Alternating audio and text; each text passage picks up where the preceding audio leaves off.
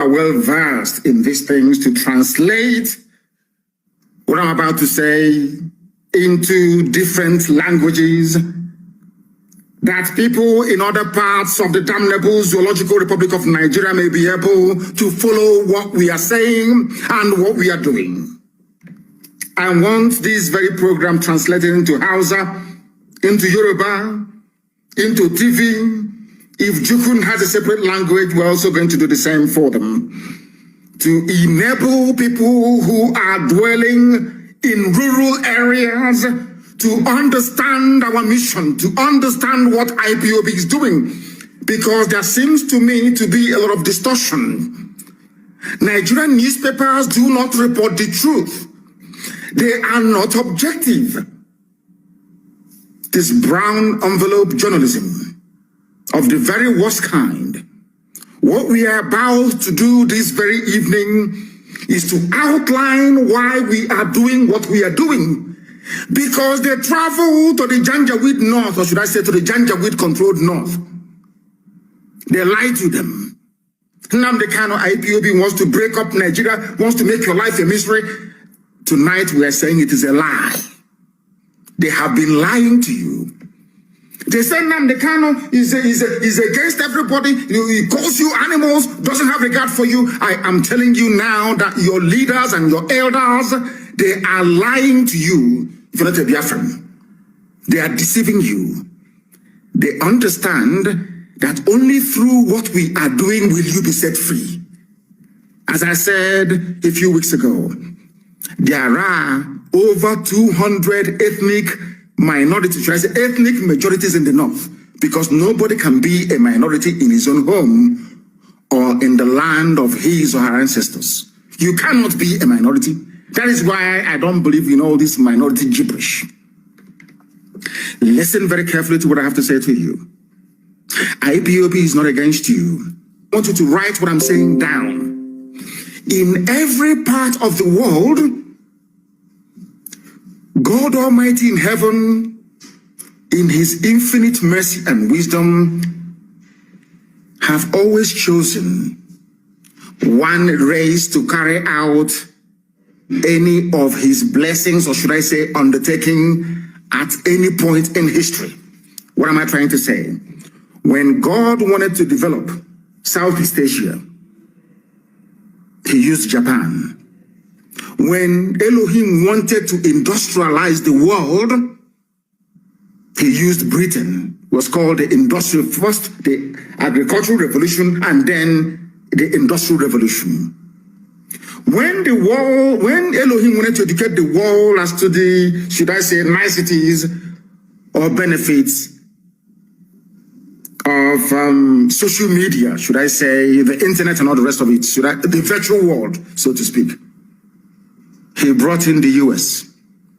When Chukwuemeka Biama wanted to make mobile phones available to everybody, he brought Nokia. I think that's in Finland. Mass production. When Elohim wanted the cost of goods and services to be reduced drastically, that poor people living in Africa can afford to have a flat screen television, he brought China for mass production. Now listen to me very carefully. The time has come. God Almighty wants to liberate not just Biafra, not just those who are in the zoo, but the whole of Africa. And you know what God has done? He has chosen Biafra to do it. Because without Japan, today China wouldn't be great. The first roaring economy from that part of the world in Southeast Asia was was Japan. Now South Korea, Taiwan, all the rest of them, everybody had to emulate, to copy. Do you know the reason why? Because when you go begging from Southeast Asia, today you have Malaysia, you have Indonesia, you have Singapore, everybody is doing fantastically well because they had a Japan to look up to. Follow me very carefully. Jealousy, envy, or hatred doesn't solve this very simple conundrum. It's very simple, but I want you to understand it. That is how God works. When God wanted to liberate South Africa, he brought Nelson Mandela, brought Steve Biko, of course. There are other people that will come along. When God wanted to liberate black people, not just in America, but the whole world to an extent, he went for Martin Luther King Jr. And the person who connived or betrayed Martin Luther King Jr. even slapped him in front of his hotel. I think it was in Memphis. It was a black woman. The fact that you can go to the US today and get a job, the fact that they can go to the US today and, should I say, fly even first class in an aircraft, in an aeroplane, is down to the work that Martin Luther King Jr. did, and also Malcolm X and all the rest of them. Of course, I concede to Prophet Elijah Muhammad. They did a very good job as well. Louis Farrakhan, to an extent, did a very good job. So also did, what's his name again?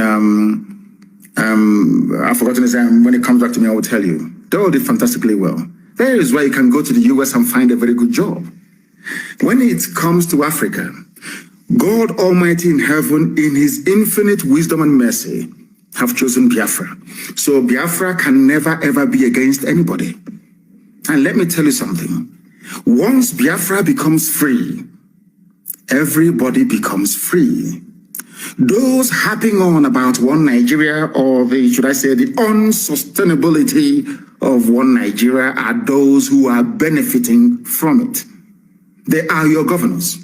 Remember a few weeks ago, I told you that anytime somebody assumes office in Nigeria, if you're telling them about what would benefit the society or our children unborn, they will tell you not under my watch. Go to what Makinde, the governor of Oyo State, said today. Go and read it. Exactly what I told you a few days ago. That is why the most dangerous person in front of you is a politician in Nigeria. Not the old woman in your village or the tree that is over 2,000 years old, no. The destiny destroyers you have, in fact, in the whole of Africa, are politicians. Because they are evil. They are doing the work of Satan. You may not believe me, but ask yourself this very simple question: which African country is doing very well? Just please explain to me. Is it South Africa? You want to say South Africa? Go there and see what is happening. Or what has been happening since the white people left leadership. Now is the time for us to be free. I want to reiterate under oath, because I am always under oath 24 hours. I swear before God Almighty in heaven, on my honor, my life, and that of my family, that I will distribute oil and gas from Biafra land for free to the entire West African sub-region. For free. Do you know why? So that their economies can grow as well. We need people to buy our goods and our services. Why do you think America gives grants to people all over the world? Why do you think the EU gives grants? Even China gives grants to everybody, even Australia. Why? Because poor people cannot buy Range Rover. Do you understand it? They need to help you inadvertently to grow your economy so you can have the spending power to buy the goods and services that they produce. It is called common sense. It is not stupidity. I can assure each and every component ethnic group in Nigeria today, this evening, all those of you who are listening, all those of you who are watching and listening, that Biafra will not abandon anybody. We want all of you to be free. You all can remember very clearly what happened between 67 and 70, because every time we talk about our eternal leader, the great Dame Chukwemeka Ojukwu, why I am doing this program this evening is not to allow what happened in the past to repeat itself. Ojukwu did not declare Biafra because he wanted to. Ojukwu went to Aburi to negotiate for, what's it called, restructuring. And he succeeded in negotiating for a restructured Nigeria back to regions. Listen very carefully. On the ride from their hotel to the airport, I think it was Ankara, who was the then military junta ruling Ghana. Ojukwu and Gowon were best of friends. Ojukwu said, when we go back to Lagos, I will be the person to nominate Yakubu Gowon as the head of state. I hope all of you are following what I'm saying. Ojukwu never declared Biafra. Britain scuttled it because Britain did not want any of you to become developed. They didn't want you to control your own economy. They never wanted you to have a life of your own. They wanted to, this big daddy mentality is us who made you, we created you. You are what you are today because of us. You are nobody. We made you. They love it. So every time we'll be crying, hey, Africa needs aid. Africa needs help. Give them grant. There is vaccine. Why don't you help them? There is polio. There is malaria. Let's help them. They look at us as imbeciles who cannot fend for themselves. They love it. You know that feeling you have, that rancadede feeling when beggars are coming to your house and begging you, you'll be feeling very proud and very big. That's the mentality they have. They knew that Ojukwu would have destroyed that. That was why they hated him. Ojukwu only declared Biafra because Gowon reneged on restructuring. Gowon said, no, we are not going to restructure. And Ojukwu said, this was not what we agreed in Aburi. Since you are now saying you are not going to restructure and Igbo people were being slaughtered in the north, there was never any glorious decade in the history of the zoo. Never. Ojukwu said, I will now create a safe haven for persecuted people in the northeasterners to come back home. And that time, everybody was in disagreement together. Efi, Kibibio, everybody was represented in Ojukwu's cabinet. The man that suggested that the name Biafra should be used was an Ijo man. An Ijo man. Ijoism. Chief Frank Upigo. An Ijo man. So when people talk about Biafra, Ojukwu's Biafra, they will never tell you he's Ijo Biafra. They will never tell you he was an Ijo man. Ijo. That said to Ojukwu, our original name is Biafra. And Ojukwu adopted it. Then the propaganda started flying. Sadly, from our Yoruba brethren. Then, very sadly, the lies began. The same lies that they were peddling that led them to label IPOB as a terrorist organization. But people occupying Yoruba forests, people raping and killing in Izumbe, people raping and killing at Ozo One, people brazenly attempting to take over the whole of Benue State, they are not terrorists. I want people to, at least those that still have some measure of conscience, to understand what I'm saying. People who are raping and killing you, they are not terrorists. They are not proscribed, no. They are normal. You negotiate with them. You talk to them. You talk to them. You parley with them. But IPOB that is championing the freedom of everybody in Nigeria, I said everybody. Sometimes people misunderstand what we are doing. Biafra is a vehicle with which we are going to liberate everybody, including ethnic minorities in Sokoto, in Katsina, in Bauchi. Only Biafra can save you. Why am I saying this? And I want you to listen very carefully, please, and note what I'm saying down. Fortunately, The people of the South are gifted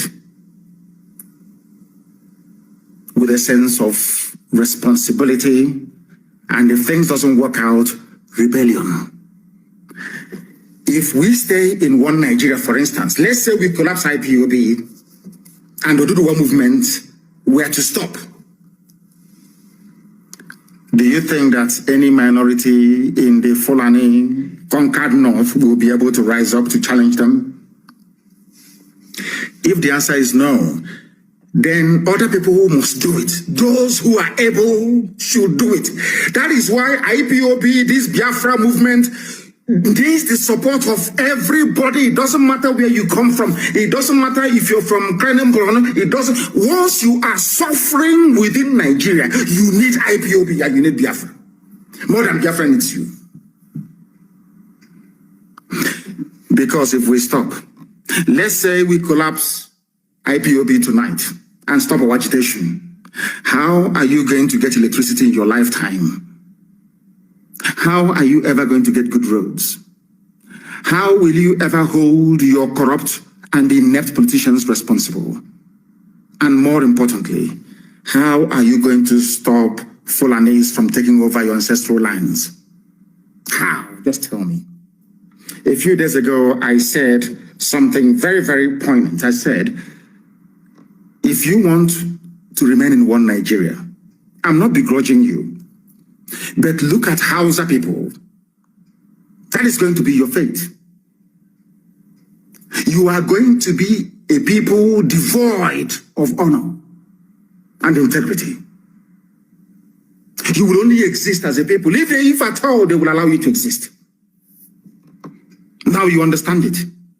That is why we are doing what we are doing.